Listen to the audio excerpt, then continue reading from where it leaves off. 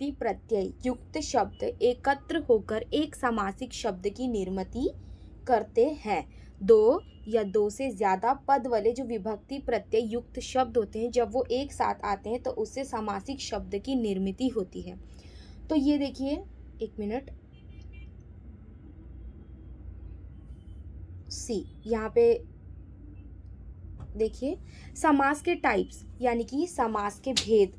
तो सबसे पहला है केवल समास, केवल प्रयोगी समास। उसके बाद है अव्ययी भाव समास, फिर है तत्पुरुष समास, फिर है बहुव्रीहि समास और फिर है द्वंद्व समास। तो हम स्टार्ट करने जा रहे हैं सबसे पहले द्वंद्व समास से। इसमें ऐसा नहीं है कि लाइक आपको केवल प्रयोगी से ही पहले स्टार्ट करना है या अव्ययी भाव से ही आपको पहले स्टार्ट करना है, बिकॉज पढ़ना आपको, मतलब कोई भी चीज़ हो आपको पढ़ना तो एक ना एक दिन है ही। तो स्टार्ट आप कहाँ से भी करें, अंत आप कहीं पर भी करें, लेकिन आपको वो चीज़ें तो पढ़ना है ही, उसके तरफ मतलब अपने ध्यान जो है वो केंद्रित तो करना ही है।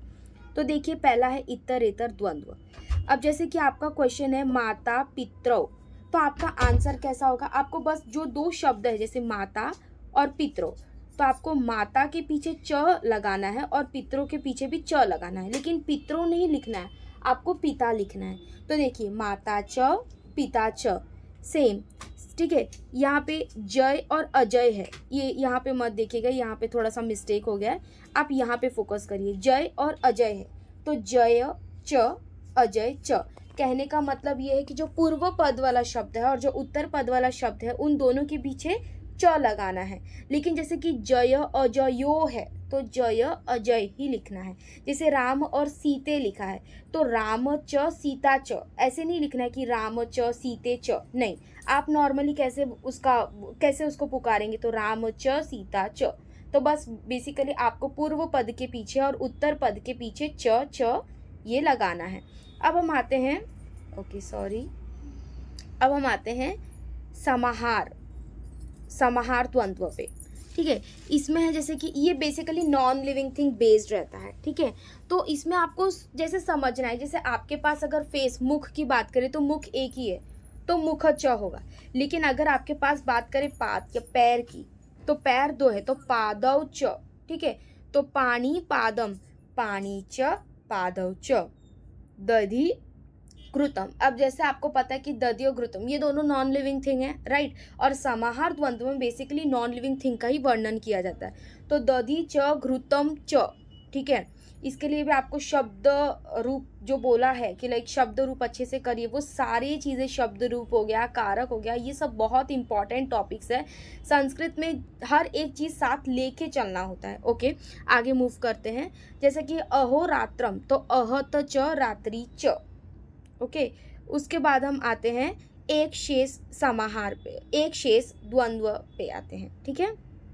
देखिए, जैसे इसमें एक ही वर्ड दिया होगा, जैसे कि पितरौ, तो आप सोचिए ना, पितरौ ही, भले पितरौ दिया है, लेकिन ऐसा होता है ना कि लाइक जैसे मम्मी और पापा दोनों को मिला के एक वर्ड्स क्या बनता है? Parents, right. तो वैसे ही संस्कृत में माता और पिता मिलके बना पितरौ।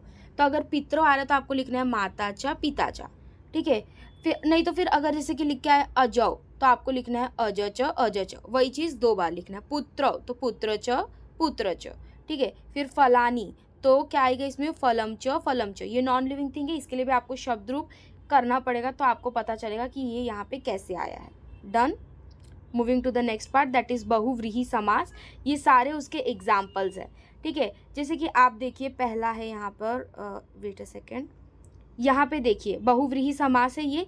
यहाँ पे कुछ वर्ड्स है जो आपको याद रखने हैं, जैसे यस्य का मतलब क्या है, यस्या का मतलब, बेसिकली यस्य जो है वो मेल के लिए होता है, यस्या this is for female, then यस्मीन, देन यस्मात, देन यस्य, लाइक यस्मय, इसका मतलब कि कोई चीज़ जो प्राप्त हुई है, जैसे कि धनम प्राप्त हुआ है, तो प्राप्त धनम, तो प्राप्त धनम यस्मय स, धनम जो है वो प्राप्त हुआ है। उसके बाद हम बात करते हैं लाइक कोई चीज़ जो आप मतलब किसी को दे रहे हैं या फिर आपसे जुदा हो जा रहा है, सेग्रीगेट हो जा रहा है, तो उसके लिए हम यूज़ करते हैं यस्मात। क्या यूज़ करते हैं? यस्मात। तो अगर ले रहे हैं तो यस्मय, और अगर दे रहे हैं तो यस्मात, ठीक है। फीमेल है तो यस्या और मेल है तो यस्य। बस यही कुछ चीज़ें आपको ध्यान में रखनी है। जैसे कि अब यहाँ पे दिग और अंबर, तो तो यहाँ पे आप ऐसे भी कर सकते हैं, दिगम अंबरम यस्य यस्य या दिगानी अंबरानी यस्य यस्य। मतलब कहने का मतलब जैसे कि जितेंद्रिय है। अगर आप पहले वाले वर्ड को लाइक इसमें करें ना जीतानी, तो आपको दूसरे वाले वर्ड को भी इंद्रियानी करना है। बट अगर आप जीतम और इंद्रियम यस्य यस्य करेंगे तो भी चलेगा, ठीक है। तो ये एग्जाम्पल्स है, ये सारे एग्जाम्पल्स बहुत इंपॉर्टेंट है। आपने इतना भी कर लिया तो भी बहुत है, ठीक है। और मोस्टली सब में देखेंगे आप तो यस्य स ही आता है। Okay, moving to the next part. अब हम आते हैं तत्पुरुष समास। तो तत्पुरुष समास में सबसे पहला क्या है हमारा, ये है द्वितीय तत्पुरुष समास, ठीक है। इसमें प्रथम एंड ऑल वाली कोई चीज़ नहीं है, द्वितीय है। ओके, सो यहाँ पे देखिए कुछ वर्ड्स है जो आपको याद रखने, तो आपके लिए द्वितीय तत्पुरुष समास बहुत ही इजी हो जाता है। ये बहुत ही इजी कॉन्सेप्ट हो जाता है। जैसे कि शीत, पतित, अत्यस्त, अपन, अतीत, गत, प्राप्त। अगर आपने इन वर्ड्स को अगर आप याद कर लेते हैं ना तो आपके लिए बहुत ईजी है। तो आपने अगर शब्द रूप किया है तो आपको पता है कि जो छोटी सेकेंड वाले पे आते हैं द्वितीय पोजिशन पे, तो आप देखो कि वहाँ पे ऐसा रहता है शोकम, म ऐसा होता है ना, शो क म। तो या तो आप ऐसे लिखे या तो आप म नहीं लिखे, खाली डॉट दे दे, राइट। तो ये ऐसा होता है, ऑलराइट। तो देखिए जैसे कि कृष्ण श्रीत, तो कृष्ण कृष्णा है ना, तो ये एक जब दो लाइन आता है तो उसका मतलब आ होता है, ठीक है। तो कृष्ण आश्रित। फिर दुख दुखातीत तो दुखम आतीत, शोकपतीत शोकम पतीत, स्वर्गम गतः, ग्रामम गतः। बस आपको ये याद होना चाहिए कि ये जो पीछे आपका मेन जो फोकस होना चाहिए वो ये कि पतित गत गत गत पतित प्राप्त प्राप्त पतित। आपको पता होना चाहिए कि ये कौन से तत्पुरुष समास में आता है। Moving to next, that is तृतीय तत्पुरुष समास। तो तृतीय तत्पुरुष समास में कुछ नहीं, आपको तृतीय पता है ना, आपने पढ़ा होगा, ठीक है। रामेण पढ़ा है ना आपने, रामेण वैद्येन, तो वैसे ही आपको चलते जाना है। तो लाइक आप ना तृतीय तत्पुरुष समास का एक वचन भी ले सकते हैं, द्विवचन भी ले सकते हैं, साथ में बहुवचन भी आप ले सकते हैं। बस वो तृतीय समास को ही बिलोंग करना चाहिए, मतलब तृतीय जो पोजीशन है ना वो उसी तृतीय विभक्ति को ही बिलोंग करना चाहिए। बेसिकली ये जो तत्पुरुष तृतीय तत्पुरुष समास है ना, तो अगर तृतीय तत्पुरुष समास है तो तृतीय विभक्ति को ही बिलोंग करता है, ठीक है। तो देखिए पहला है, पहले हमें ये वर्ड्स, ये तृतीय समास के जितने भी वर्ड्स इसमें दिए हैं ना, बस इतना याद कर लीजिए, इसके अलावा और कुछ नहीं आएगा। मोस्ट कॉमन वर्ड जैसे कि भिन्न, दत्त, पुष्ट, शून्य, फिर त्रात, हीन, सम, ये रहित, ये मेन वर्ड्स हैं। ये तो आपको कैसे भी करके याद ही होना चाहिए। आगे वाले समास के लिए, तत्पुरुष समास के लिए मैं आपको एक ट्रिक बताऊंगी। तो देखिए जैसे मास पूर्व, अब आपने देखा पूर्व, तो आपने अगर बाय हार्ट कर लिया ये वर्ड्स की तृतीय तत्पुरुष समास में कौन से वर्ड्स आते हैं, तो आपको तुरंत ही क्लिक होगा कि अच्छा हाँ मासेन पूर्व, क्योंकि तृतीय में तो मासेन होगा, मासाभ्याम होगा, मासे भी होगा, राइट। ओके, फिर अब इन तीनों में से आप कुछ भी लिख सकते हैं, मतलब तृतीय विभक्ति का एक वचन भी लिख सकते हैं, द्विवचन भी लिख सकते हैं और बहुवचन भी लिख सकते हैं, बस वो तृतीय विभक्ति को ही बिलोंग करना चाहिए। अभी देखो मैं आपको एक एग्जांपल है, जैसे कि ये हस्त ताड़ित, तो हस्तेभ्याम ताड़ित, दिख रहा है हस्तेभ्याम ताड़ित, ये तृतीय विभक्ति का ही है। नो मैटर कि ये इसमें आ रहा है द्विवचन वाले में आ रहा है, बट वो बिलोंग करता है तृतीय विभक्ति को ही, वो मैटर करता है। ये लास्ट के वर्ड अगर आपको याद है, लाइक कि हाँ भाई त्राता जो है वो त्राता वो इसमें आता है, तो हरिणा त्राता, ठीक है। और ये आपको कैसे पता चलेगा, पादेन देवेन रामेन, अब ये सब तो ईजी है, लेकिन कुछ कुछ वर्ड्स ऐसे हैं ना, जैसे कि मातृ, तो मात्रा लिखा है, तो उसके लिए आपको शब्द रूप बाय हार्ट करना बहुत ही ज़्यादा ज़रूरी है। ओके, जैसे यहाँ पे अक्षी है तो अक्षणा काणः, तो ये आपको याद करना बहुत ज़्यादा ज़रूरी है। Moving to next, second. Okay, अब हम आते हैं चतुर्थी तत्पुरुष समास। इसके लिए मेरे पास एक ट्रिक है, आपको याद करना है कि दारू पीकर भवन के गृहन में गया, गृहम मीन्स घर में गया, सर से नमन किया, बलि को चढ़ाया ताकि रक्षा कर पाए खुद के पापों से, दूसरे दिन शाला गया, शाला मीन्स ना अपन बोलते ना school, like that, but in Hindi कैसे बोले तो शाला को मैंने शाला, मतलब शाला एक्चुअली ये वर्ड इसमें इस्तेमाल हो, इसलिए मैंने एक ट्रिक बनाया, तो बस याद कर लो। शाला गया, अर्थ प्राप्ति के लिए दान किया, काष्ठ हित के लिए। अब इसमें ये जितने भी वर्ड्स हैं ना, वेट अ सेकेंड, जितने भी ये वर्ड्स हैं ना, ये वर्ड्स आपके इन सब में ये कवर हो चुके हैं। तो अगर ये जो मैंने आपको ट्रिक बताया ना, ये ट्रिक बस आपको याद करना है, बाय हार्ट करना है, और फिर देखना आपका हो जाएगा। ठीक है, मूविंग टू दिस, जैसे कि अब हम लोग को पता है ना कि राम रामम रामेण रामाय, रामाय चतुर्थी। तो चतुर्थ विभक्ति का आप एक वचन लीजिए या फिर द्विवचन लीजिए, बहुवचन लीजिए, बस ये होना चाहिए कि वो बिलोंग करना चाहिए चतुर्थी विभक्ति को। देखिए जैसे कि क्या है इसमें, वास भवनम, तो वासाय भवनम। ठीक है, फिर उसके बाद है स्नान अर्थम, तो स्नानाय अर्थम। फिर उसके बाद है भूत बलि, भूताय बलि। डन। तो चतुर्थी में इतना ही है। पंचमी में क्या है, तो पंचमी में बेसिकली कोई किसी से छुपता है, जैसे बच्चा मम्मी से छुपता है, या कोई किसी को हराता है, या सेग्रीगेट, आपने वो पढ़ा होगा ना अपादान कारक। तो अपादान कारक या पंचमी विभक्ति बिलोंग टू पंचमी तत्पुरुष समास, मतलब कोई भी चीज़ किसी से अलग हो रही है। ठीक है, जैसे कि मुक्त हो जा रही है, अलग हो जा रही है, दूर चली जा रही है, तो वो सब पंचमी में आती है। या टूट के गिर जा रही है। ठीक है, तो निक्त, निर्गत, च्युत, भ्रष्ट, पतित, निष्कासित, मुक्त, भीति, तो ये सब किस में आता है, पंचमी। अब आपको पता है ना, राम रामम रामेण रामाय रामता, तो रामत तो वैसे ही चोरात। ठीक है, पथात, ग्रामात, सर्पात, वृक्षात, वृकात, ये सब आपको पता चलेगा, बस आपको ये याद होना चाहिए। भयम, भ्रष्ट, निर्गत, भीत, पतित, ये सब किस में आते हैं, तो पंचमी तत्पुरुष समास में आते हैं। मूविंग टू नेक्स्ट, वो है 6। इसके लिए तो आपके पास एक ही ऑप्शन है कि आप एक ट्रिक याद करो। वो ट्रिक है ये कि पति को प्रसाद दिया पात्र में, विचार करने गए, विचार की भक्ति करूँ वनम में, और ज्ञानालय में स्थित दर्शन करूँ। किसी भी भगवान का उसने दर्शन कर लिया। ठीक है, ओके, नाउ सी, ये किया तो आपको ये वर्ड्स अपने आप अपोआप याद हो जाएंगे। बस यहाँ पे ना थोड़ा सा दिमाग लगाने की ज़रूरत है, बिकॉज जब बात करते हैं षष्ठी तत्पुरुष समाज की ना, तो वो लोग एक वचन भी यूज़ कर लेते हैं, मतलब डिपेंड करता है, राइट। एक वचन भी इस्तेमाल कर लेते हैं, द्विवचन भी और बहुवचन भी। बेसिकली बात ये ना, जैसे अगर आपको बोला है कि अक्षी, तो आँख आपके पास कितने हैं, वो सबके ऊपर डिपेंड होता है। तो आत्म ज्ञानम पहला दिख रहा है, तो आत्मनो ज्ञानम। फिर भूपति यानी कि भूवह पति, तो बेसिकली ये आपको थोड़ा सा प्रैक्टिस करना पड़ेगा, बिकॉज अगर आप देखेंगे तो ये जो लास्ट वर्ड्स होते हैं ना, कहीं कहीं पे वहाँ पर भी षष्ठी, मतलब ये जो शेषे है, मतलब जो षष्ठी तत्पुरुष समास है, वहाँ पे भी यूज़ होता है। जैसे कि अर्ध पिपली, तो अर्ध पिपलया, मतलब पहले वर्ड में इस्तेमाल नहीं करके दूसरे वर्ड में इस्तेमाल किया है, राइट। फिर हम आते हैं सप्तमी तत्पुरुष। अब सप्तमी तत्पुरुष बहुत अच्छा है। सप्तमी तत्पुरुष इतना ईजी है ना कि आपको क्या बोलते, तो किसी की भी तारीफ कर दो कि ये पंडित है, ये इसमें निपुण है, ये इसमें चपल है, ये उसमें निपुण है, चपल है, पंडित है, कीतव है, प्रवीण है, शौंड है, धृत है। ठीक है, धृत यानी कि चालाक। ठीक है, तो लेट्स सी, जैसे यहाँ पे है अक्ष शौंड्य, तो अक्षेशु शौंड्य।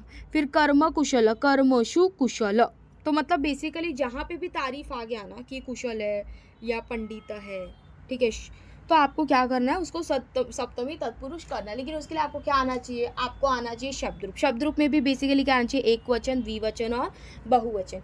अब नेक्स्ट पे आते हैं, नेक्स्ट टाइप ऑफ समास। अच्छा, नेक्स्ट टाइप ऑफ समास नहीं, ये इसका ही है, ओके, इसका ही वो सब टाइप है, वो है नय तत्पुरुष। अब इसमें क्या है कि लाइक आपको दो तरीके के क्वेश्चंस पूछते हैं। जैसे अगर आया अब्राह्मण, तो आपको लिखना है न ब्राह्मण। अगर लिख के आया न अश्व, तो आपको लिखना है अनश्व। लिख के आया है न सत्यम, तो आपका आएगा असत्यम। मतलब बेसिकली अगर अ आया है तो न डालो, न आया है तो अ डालो। ठीक है, मूविंग टू नेक्स्ट पार्ट, ये है उपपद समास। और ये इतना, मतलब इतना ऐसा लगता है कि यार उपपद समास क्या है, मतलब मेरे को तो स्कूल में, मेरे को तो कॉलेज में सिखाया नहीं, संस्कृत में तो सर पढ़ाया नहीं। बिकॉज संस्कृत के लिए जो भी जितने भी आयुर्वेदा कॉलेजेस हैं, वहाँ पे टीचर्स लाइक इतना फोकस नहीं करते कि मतलब बच्चे कैसे पढ़ाई कर रहे हैं, क्या कर रहे हैं। बेसिकली वो उपपद समाज तक पहुंचते ही नहीं है मोस्टली सारे कॉलेजेस में। और लाइक ऐसा है कि मेरे भी वीडियोस शायद आपको 100% मदद नहीं कर पाए मतलब कोई, मतलब लाइक मैं ये तो नहीं बोलूँगी कि मैं बहुत ज़्यादा ग्रेट हूँ, बट लाइक मतलब आपको एटलीस्ट 50% तो मदद कर पाएंगी। ये उन बच्चों के लिए जो लाइक ऑनलाइन क्लासेस ज्वाइन करते हैं, बट उनके लिए उसके लिए उनको 2500, 2000 ये समथिंग पे करना पड़ रहा है। और लाइक कुछ बच्चे ऐसे होते हैं जो फाइनेंशियली इतने स्टेबल नहीं होते हैं, उनके पेरेंट्स या वो खुद भी, या कुछ बच्चे डर के मारे अपने पेरेंट्स को नहीं बोल पाते हैं कि मतलब मुझे संस्कृत का क्लास ज्वाइन करना है। तो बेसिकली आप ये फ्री कोचिंग यहाँ से देख सकते हैं। और अगर आपको मतलब ऐसे चाहिए कि मैं आपको स्पेशली सिर्फ आपके ऊपर ही फोकस करूँ कम बच्चों में तो आपको उसके लिए मेरा क्लास ज्वाइन करना पड़ेगा। ओके, ये टॉपिक छोड़ते हैं और आगे बढ़ते हैं। उपपद समास। अब इसमें क्या है, कुंभकार, ठीक है। तो बेसिकली जो गदा बनाता है, तो जो बनाता है उसे हम संस्कृत में कहते हैं करोति इति। तो लाइक कुंभम करोति इति। स्वर्णकार यानी कि जो सोना बनाता है, तो स्वर्णम करोति इति, ठीक है। लेकिन उसके अलावा धनम, धनद, धनद, और जब द आता है ना, तो द मतलब देना, ठीक है। तो उसके लिए हम वर्ड यूज़ करते हैं संस्कृत में ददाति, तो धनम ददाति इति, ठीक है। फिर जैसे कि है जलद, तो जल भी हम देते तो जल ददाति इति। जैसे कि बस इतना ही ना, इतना एग्जाम्पल्स आपके लिए काफ़ी, और एग्जाम्पल्स मैं आपको आगे वीडियोस में दूंगी। फिर आते हैं द्विगु समास। अच्छा, द्विगु समास में ना दो मेन चीज़ें, वो ये है कि लाइक इसमें एक चीज़ एक और भी है समास, जिसका नाम है अव्ययी भाव समास। तो फॉर एग्जाम्पल अगर इसमें किसी भी नदी की बात की ना, कि दो नदियाँ वगैरह वगैरह, तो अगर नदी से रिलेटेड द्विगु समास का इट्स ऑल अबाउट नंबर, की पंचतंत्र, दिस, ठीक है, शब्द, जो भी सब जो भी है, ठीक है। तो उससे क्या होता है ना कि लाइक अगर नदी वाली बात की ना, तो वो अव्ययी भाव समास में जाता है। लेकिन अगर बात किए और कुछ, जैसे कि त्रिलोको, तो त्रयणाम लोकानाम समाहार। फिर पंचवृक्ष, तो क्या आएगा, पंचनाम वृक्षनाम समाहार। सब में यही करना है, सिंपल मोस्टली। बट अगर नदी की बात आई तो उसको हमें किस में डालना होगा, अव्ययी भाव समास में डालना होगा। जैसे कि ठीक है, गंगा ये आया ना, ये नदी का नाम है, तो इसको हम अव्ययी भाव समास में डालेंगे। नेक्स्ट हम आते हैं इस पे, वो कर्मधारय समास। तो इसमें जैसे कि रक्तोपलम, तो आपको लिखना है रक्तम उत्पलम, ठीक है। और एक्चुअली ये ना मतलब ये आपको करना ही नहीं है ये वाला चीज़, बिकॉज ये थोड़ी सी गड़बड़ है। मैं आपको एक प्रोवाइड करती हूँ एक चीज़, लाइक मेरे पास एक बुक भी है और उसमें ऑलमोस्ट सारे एग्जाम्पल्स हैं, and let me tell you कि उसके बाहर से कुछ भी नहीं आएंगे। यू कैन मतलब blindly trust on me, okay. Okay, so हम आगे बढ़ते हैं। हमारा जो आज का लास्ट टॉपिक है, मतलब सब टॉपिक है, वो अव्ययी भाव समास। बेसिकली इसमें अव्यय होते हैं, ठीक है। जैसे कि उपगंगम, उपगंगम, तो गंगाया समीपम, कौन सा विभक्ति यूज़ किया है, षष्ठी विभक्ति, ठीक है, षष्ठी विभक्ति यूज़ किया है।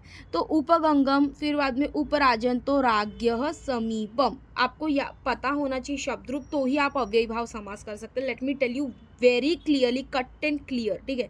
फिर विभक्ति में आते हैं, ओके।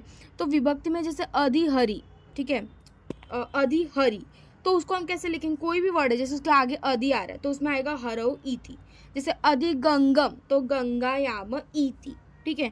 फिर अधिलताम, तो लतायाम इति।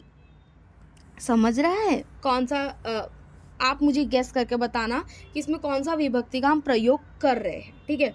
नेक्स्ट हम आते हैं लाइक मैंने आपको बताया था ना, नदी वाली चीज़ आती है तो वो अव्ययी भाव समास में ऐड होता है। फिर उसके बाद में हम आते हैं यथा ज्ञानम। अगर यथा आता है ना, तो बस वही जो वर्ड है ना ज्ञानम, उसके पीछे आपको लिखना अनतिक्रम में। किसी की वर्ड के पीछे अगर यथा आ रहा है तो उसका जो आंसर होगा ना, जैसे कि यथा भक्ति, तो भक्तिम अनतिक्रम में। भक्ति में क्या यूज़ किया, बलम, शक्तिम, इन सब में आया है कौन सा विभक्ति, द्वितीय विभक्ति आया है, ठीक है। फिर आया है सहरि, तो इसमें आता है हरौ सदृश्य। स कृष्णम, तो कृष्णस्य सदृश्य, इसमें यूज़ किया षष्ठी विभक्ति, ठीक है। फिर आते हैं कि अति हीमम, तो हीमस्य अत्यय, ठीक है, हीमस्य अत्यय, डन। फिर अति यौवनम, तो इसमें क्या आएगा, यौवनाम अत्यय, ठीक है। फिर जैसे कि निरमक्षित, तो मतलब बेसिकली आपको याद करना है कि ये वर्ड के पहले अगर ये ज्वाइंट हो रहा है उपसर्ग, अगर ये उपसर्ग इसके आगे ज्वाइंट हो रहा है तो लाइक वो मेन वर्ड तो वही रहेगा, लेकिन उसके पीछे क्या, जैसे कि इसमें लिखा निर्मक्षिकम, तो उसका मतलब क्या कि मक्षी का अभाव, तो मक्षी का नाम अभाव, डन। ओके, ये एक्चुअली ना अनु मतलब पीछे होता है, ठीक है। तो जैसे कि इसमें लिखा है बट उसके ना दो मतलब होते हैं, एक रूप से मतलब होता है और एक पीछे वाले से मतलब होता है। इसके लिए भी मेरे को आपको एक्चुअली शेयर करना पड़ेगा एक चीज़, मैं आपको करती हूँ। तो बेसिकली आज के लिए इतना काफ़ी है और आई होप कि मेरे वीडियोस आपको पसंद आए। प्लीज़ मेरे YouTube चैनल को लाइक करें, सब्सक्राइब करें, और अगर आपको कोई डाउट है तो आप प्लीज़ कमेंट सेक्शन में मेंशन करें। कोई चीज़ है, आपको क्वेरीज़ है, तो मैं आपको अपनी पर्सनल इन्फॉर्मेशंस भी प्रोवाइड करती हूँ, जहाँ पे हम पर्सनली 1-to-1 कांटेक्ट कर सकते हैं और मैं आपके जो भी डाउट्स है मेरे एंड से जो भी मैं मतलब आपको क्लियर कर सकती हूँ वो सारी चीज़ों में मैं आपको मदद करूँगी। So let's conclude over here and bye bye, take care, toodles.